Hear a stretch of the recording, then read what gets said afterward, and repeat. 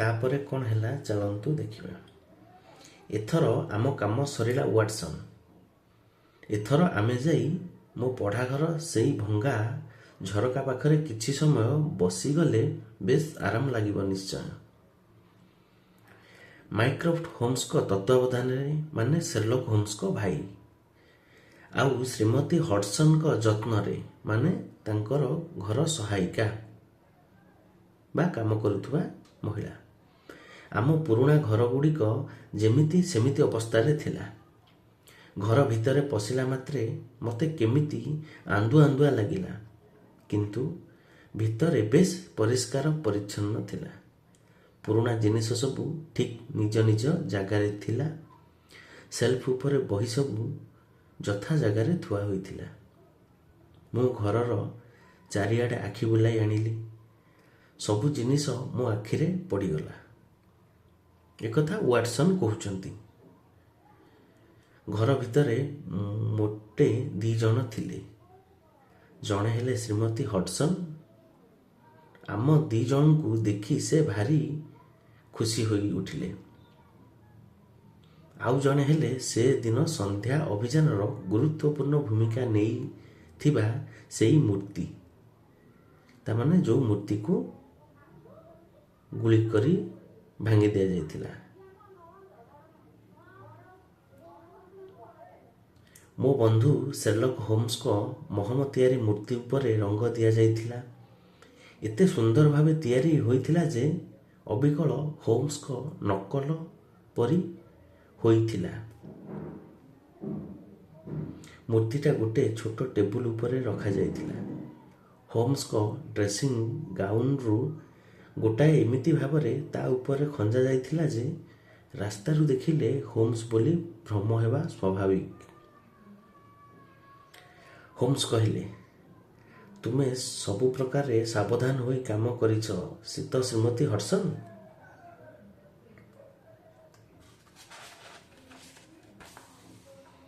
ହଁ ଆଜ୍ଞା, ଆପଣ ଯେମିତି କହିଥିଲେ ମୁଁ ସେମିତି ଆଣ୍ଠୁରେ ଘୁଷୁରି ଘୁଷୁରି ମୂର୍ତ୍ତି ପାଖକୁ ଗଲି। ଚମତ୍କାର, ତୁମେ କାମଟା ଖୁବ୍ ସୁନ୍ଦର ଭାବେ କରିଛ। ହଁ, ବୁଲେଟଟା ଯେଉଁଠି ବାଜିଲା ତୁମେ ଲକ୍ଷ୍ୟ କରିଛ? ହଁ, ଏଡ଼େ ସୁନ୍ଦର ମୂର୍ତ୍ତିଟା ନଷ୍ଟ ହୋଇଗଲା, କାରଣ ବୁଲେଟଟା ଠିକ୍ ମୁଣ୍ଡ ଭିତରେ ଯାଇ ସାମ୍ନା କାନ୍ଥରେ ବାଜିଲା। ଏଇଠି ମୁଁ ସେଟା ଗୋଟାଇ ରଖିଛି। ହୋମ୍ସ ବୁଲେଟଟା ଆଣି ମୋତେ ଦେଖାଇ କହିଲେ, ଦେଖ ୱାଟସନ୍, ଏଇଟା ଦେଖିବାକୁ ଗୋଟେ ଛୋଟ ରିଭଲଭର ବୁଲେଟ ପରି। ଏଟା ତିଆରି କରିବାରେ ନିଶ୍ଚୟ ଯଥେଷ୍ଟ ବୁଦ୍ଧି ଖର୍ଚ୍ଚ ହୋଇଛି, କାରଣ ଗୋଟେ ଏୟାରଗନ୍ରୁ ଏଭଳି ବୁଲେଟ ଫୁଟାଇବା କିଏ ଆଶା କରିପାରେ? ହଉ ଶ୍ରୀମତୀ ହଡସନ୍, ତୁମର ସହଯୋଗ ପାଇଁ ମୁଁ ଯଥେଷ୍ଟ କୃତଜ୍ଞ। ଏଥର ୱାଟସନ୍, ତୁମ ପୁରୁଣା ଜାଗାରେ ବସିଯାଅ, କାରଣ ତୁମ ସାଥିରେ କେତେ ଗୁଡ଼ିଏ ବିଷୟ ଆଲୋଚନା କରିବାର ଅଛି। ସେ ଫ୍ରକ୍ କୋଟ୍ଟା ଦେହରୁ ବାହାର କରିଦେଲେ। ଆଲମିରାରୁ ତାଙ୍କ ମୂଷା ରଙ୍ଗର ଡ୍ରେସିଂ ଗାଉନଟା ଆଣି ପିନ୍ଧିଲେ। ପୁଣି ସେହି ପୁରୁଣା ଦିନର ହୋମ୍ସଙ୍କ ପରି ଦେଖାଗଲେ। ତାପରେ ମୂର୍ତ୍ତିଟାର ଛତୁ ହୋଇଯାଇଥିବା ମୁଣ୍ଡଟାକୁ ଦେଖୁ ଦେଖୁ ହସି ହସି କହିଲେ, ପୁରୁଣା ଶିକାରୀ, ତାର ଦୃଢ଼ତା ମୋତେ ହରାଇ ନାହିଁ। ତାର ଦ୍ରୁତତା ମୋତେ ହରାଇ ନାହିଁ, ମୋଟେ ହରାଇ ନାହିଁ। ପୁରୁଣା ଶିକାରୀ, ତାର ଦ୍ରୁତତା ମୋଟେ ହରାଇ ନାହିଁ। ବୁଲେଟଟା ମୁଣ୍ଡର ପଛପାଖ ଠିକ୍ ମଝିରେ ଲମ୍ବ ଭାବରେ ଲାଗି ବ୍ରେନ୍ ଭିତର ଦେଇ ଚାଲିଯାଇଛି। ସେ ଭାରତର ସବୁଠୁ ଭଲ ବନ୍ଧୁକ ମାରିଲା ବାଲା ଥିଲେ। ଲଣ୍ଡନରେ ମଧ୍ୟ ତାଙ୍କ ପରି ଶିକାରୀ କେହି ଥିବେ ବୋଲି ମୁଁ ଆଶା କରୁନାହିଁ। ତୁମେ ତାଙ୍କ ନାଁ ଆଗରୁ ଶୁଣିଛ? ନା, ଶୁଣି ନାହିଁ। ସତେ? ଏତେ ବଡ଼ ନାଉଆ ଲୋକ? କିନ୍ତୁ ମୋର ମନେ ଅଛି, ତୁମେ ତ ପ୍ରଫେସର ଜେମ୍ସ ମୋରିଆର୍ଟି ନାଁ ଆଗରୁ ଶୁଣିଥିଲ। ଅଥଚ ଏ ଶତାବ୍ଦୀର ବଡ଼ ବଡ଼ ଜ୍ଞାନୀ ଲୋକଙ୍କ ଭିତରୁ ସେ ଜଣେ। ହଉ, ସେଲ୍ଫରୁ ବିଭିନ୍ନ ଲୋକଙ୍କ ଜୀବନୀ ଲେଖାଥିବା ସେ ବହିଟା ମୋତେ ଦିଅ। ଚୌକି ଉପରେ ଆଉଜି ବସି ସେ ସିଗାରେଟ ପାଇପ୍ରୁ ଧୂଆଁ ଛାଡ଼ୁ ଛାଡ଼ୁ ବହିର ପୃଷ୍ଠାଗୁଡ଼ା ଅଳସ ଭାବରେ ଓଲଟାଇ ଲାଗିଲେ। ତାପରେ କହିଲେ, ମୋ ଅକ୍ଷରରେ ମୁଁ ବେଶ୍ ଗୁଡ଼ାଏ ନାଁ ଲେଖି ରଖିଛି, କେବଳ ମୋରିଆର୍ଟି ନାଁଟା ଯଥେଷ୍ଟ। ତାପରେ ମୋର୍ଗାନ ବିଷ ଦେଇ ଲୋକଙ୍କୁ ମାରୁଥିଲା। ଏ ହେଲା ମୋରିଡିଉ। ଏଇ ମୋରିଡିଉ ଚାରିଂ କ୍ରସ୍ ୱେଟିଂ ରୁମ୍ରେ ମୋ ବାଁ ପାଖରେ ସାମ୍ନା ଦାନ୍ତଟା ଭାଙ୍ଗି ଦେଇଥିଲା। ଆଉ ଶେଷରେ ଇଏ ହେଲା ଆମର ଆଜି ରାତିର ବନ୍ଧୁ। ସେ ବହିଟା ମୋ ହାତକୁ ବଢ଼ାଇ ଦେଲେ ଆଉ ମୁଁ ପଢ଼ିଲି। ମୋରାନ ସେବାଷ୍ଟିଆନ କର୍ନେଲ ବର୍ତ୍ତମାନ ବେକାର। ପୂର୍ବରୁ ବାଙ୍ଗାଲୋରର ପଦାତିକ ବାହିନୀରେ ଥିଲେ। ଲଣ୍ଡନରେ 1840 ଖ୍ରୀଷ୍ଟାବ୍ଦରେ ଜନ୍ମ। ଏକ ସମୟରେ ପାରସ୍ୟରେ ଥିବା ଇଂରେଜ ମନ୍ତ୍ରୀ ସାର୍ ଅଗଷ୍ଟସ୍ ମୋରାନଙ୍କ ପୁଅ। ଇଟନ ଏବଂ ଅକ୍ସଫୋର୍ଡରେ ଶିକ୍ଷା ଲାଭ କରିଥିଲେ। ଶେରପୁର ଏବଂ କାବୁଲରେ ଅବସ୍ଥାପିତ ହୋଇଥିଲେ। ଆଫଗାନ ଯୁଦ୍ଧରେ ଅଂଶ ନେଇଥିଲେ। ପଶ୍ଚିମ ହିମାଳୟର ହିଂସ୍ର ଜନ୍ତୁ ଏବଂ ଜଙ୍ଗଲରେ 3 ମାସ ବହିର ଲେଖକ।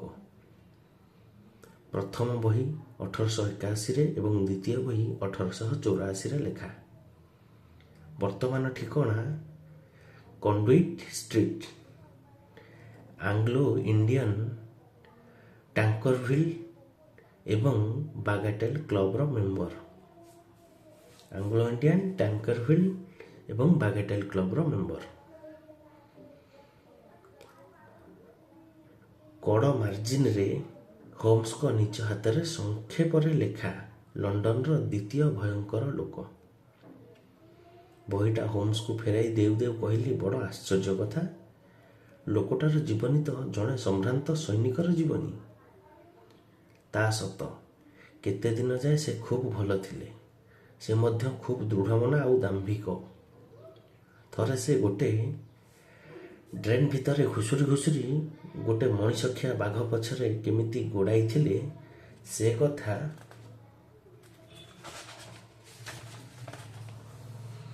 ଏବେ ବି ଭାରତରେ ଲୋକେ କହନ୍ତି। କେତେକ ଗଛ ଅଛି ୱାଟସନ୍, ଯେଉଁଗୁଡ଼ା ଗୋଟେ ନିର୍ଦ୍ଦିଷ୍ଟ ଉଚ୍ଚା ଯାଏ ବେଶ୍ ବଢ଼ି ଯାଆନ୍ତି, ତାପରେ ନିହାତି ଅବାଗିଆ ଅସୁନ୍ଦର ହୋଇଯାଆନ୍ତି।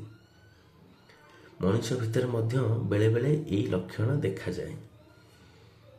ମୋର ଗୋଟେ ମତ ହେଲା, କୌଣସି ଲୋକର ଜୀବନର ଗତି ଉପରେ ତାର ପୂର୍ବପୁରୁଷଙ୍କର ଛାପ ଦେଖାଯାଏ। କେହି ହଠାତ୍ ଭଲ ବା ମନ୍ଦ ହୋଇ ଉଠିବାରେ ବଂଶ ପରମ୍ପରାର ପ୍ରଭାବ ପଡ଼ିଥାଏ। ସେ ଲୋକ ତା ପରିବାର ଇତିହାସର ଏକ ସଂକ୍ଷିପ୍ତ ସାର ହୋଇଥାଏ। ଏଇଟା କେବଳ କଳ୍ପନା କରିବା କଥା। ଯାହା ହେଉ, ମୁଁ ସେ କଥା ଉପରେ ଜୋର ଦେଉନାହିଁ।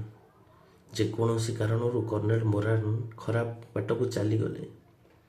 ତାଙ୍କ ଦୁର୍ନାମ ଖୋଲାଖୋଲି ଭାବେ ଜଣା ପଡ଼ିନଥିଲେ ମଧ୍ୟ ଭାରତରେ ସେ ଅତି ଭୟଙ୍କର ହୋଇ ଉଠିଲେ। ସେ ଚାକିରିରୁ ଅବସର ନେଇ ଲଣ୍ଡନ ଫେରିଆସିଲେ। ଏଠି ମଧ୍ୟ ସେଇ ଖରାପ କାମରେ ମାତିଲେ। ଏତିକିବେଳେ ପ୍ରଫେସର ମୋରିଆର୍ଟି ସାଥିରେ ତାଙ୍କର ଦେଖା ହେଲା ଏବଂ ସେ ତାଙ୍କ ଦଳରେ ମିଶିଲେ। କିଛିଦିନ ସେ ମୋରିଆର୍ଟିଙ୍କ ଦଳର ନେତା ଥିଲେ।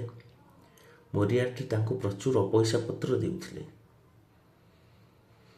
ଗୋଟେ ଦିଟା ଅତି ଗୁରୁତ୍ୱପୂର୍ଣ୍ଣ କାମରେ ତାଙ୍କୁ ଲଗାଇଥିଲେ। କୌଣସି ସାଧାରଣ ଅପରାଧୀ ତା କରିପାରି ନଥାନ୍ତା। 1887 ମସିହାରେ ଲର୍ଡ଼ର ଶ୍ରୀମତୀ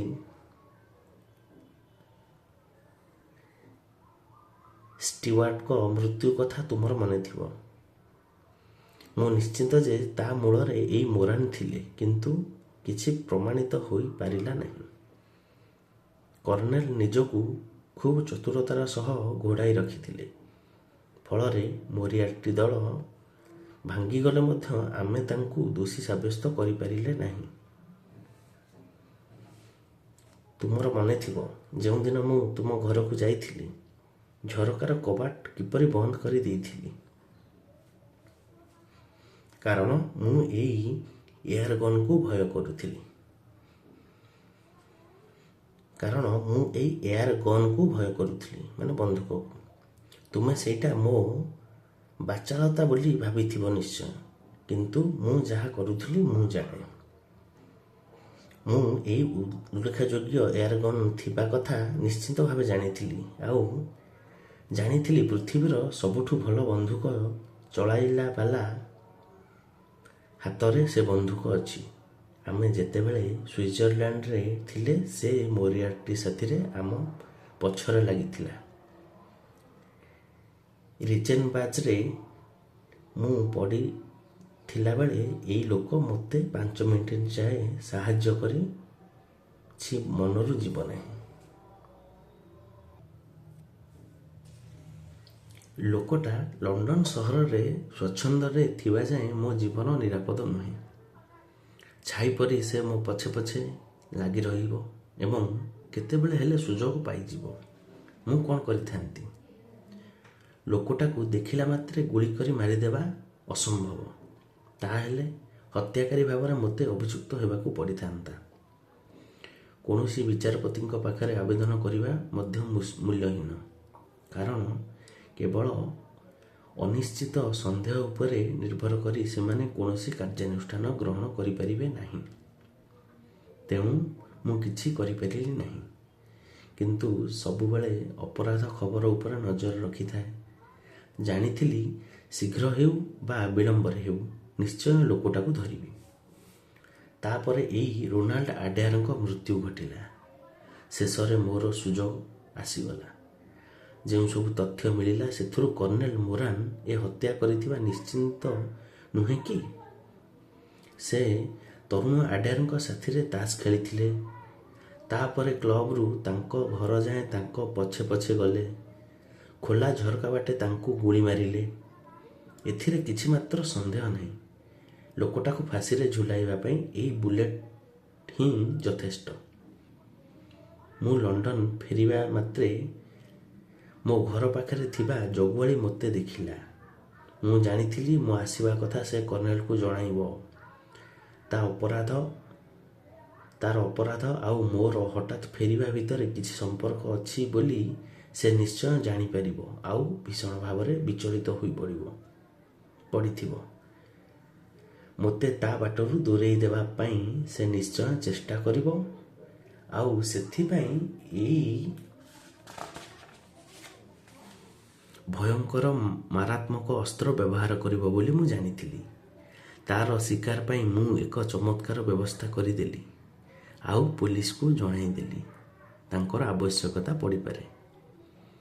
ତୁମେ ସେଇ ଦରଜା ପାଖରେ ଯେଉଁ 2 ଜଣଙ୍କୁ ଦେଖିଥିଲ ସେ ହେଲେ ଏଇ ପୋଲିସ। ତାପରେ ସବୁ ଲକ୍ଷ୍ୟ କରିବା ପାଇଁ ମୁଁ ଏଇ ସୁବିଧା ସ୍ଥାନ ବାଛି ନେଲି, କିନ୍ତୁ ସେ ତା କାମ ପାଇଁ ଏ ଜାଗାକୁ ବାଛି ନେବ ବୋଲି ସ୍ୱପ୍ନରେ ସୁଦ୍ଧା କଳ୍ପନା କରିନଥିଲି। ଏଥର ବୁଝିବାକୁ ଆଉ କିଛି ବାକି ନାହିଁ।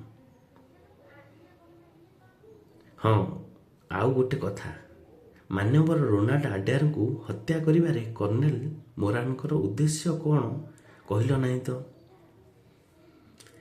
ସେର୍ଲକ ହୋମ୍ସ କହିଲେ, ସେ ବିଷୟରେ ଅତି ବିଚାରବନ୍ତ ଲୋକର ମଧ୍ୟ ଭୁଲ ହୋଇପାରେ ୱାଟସନ୍। ବର୍ତ୍ତମାନ ସୁଦ୍ଧା ମିଳିଥିବା ପ୍ରମାଣରୁ ପ୍ରତ୍ୟେକେ ନିଜ ନିଜର ମତ ଠିକ୍ କରିପାରନ୍ତି।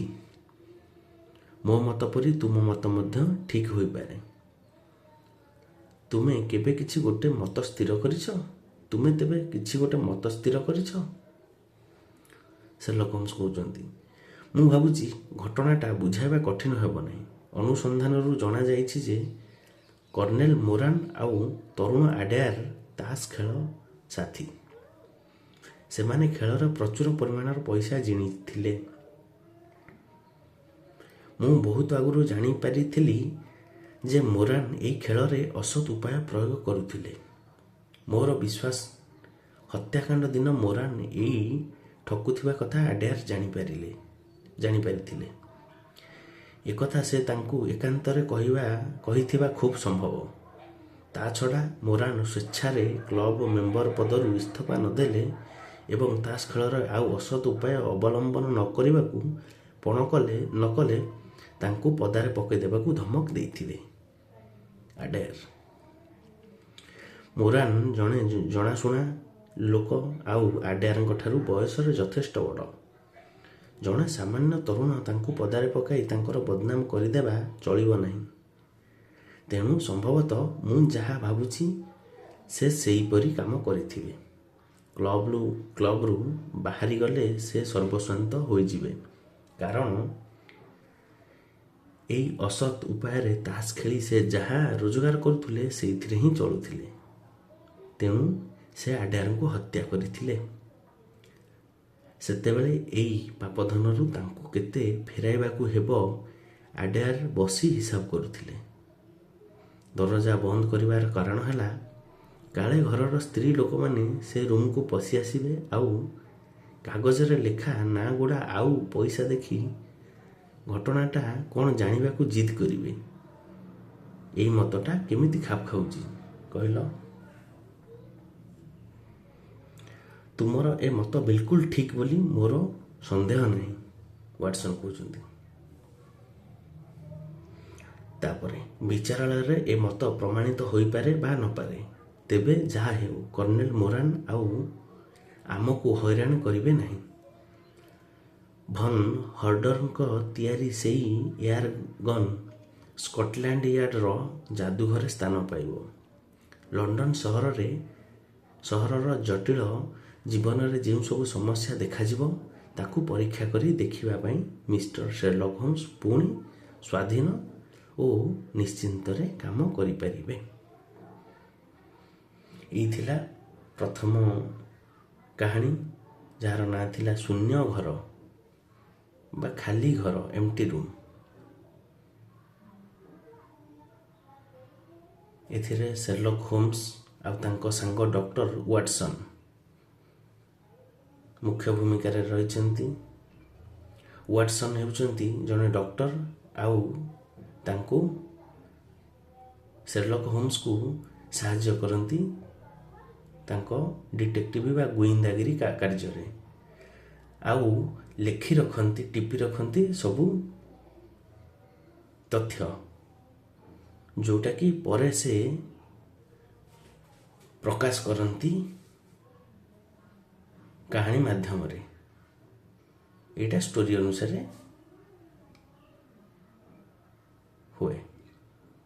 କିନ୍ତୁ ଏ ବହିର ପ୍ରକୃତ ଲେଖକ ହେଉଛନ୍ତି ଆର୍ଥର କେନାନ୍ ଡଏଲ୍, ଆଉ ଓଡ଼ିଆରେ ୟାକୁ ପବ୍ଲିଶ କରିଛନ୍ତି ଗ୍ରନ୍ଥମନ୍ଦିର ପବ୍ଲିକେସନ୍, ଓଡ଼ିଶା। ଓକେ, ଧନ୍ୟବାଦ। ନେକ୍ସଟ ନୂଆ କାହାଣୀ ଆମେ ଦେଖିବା।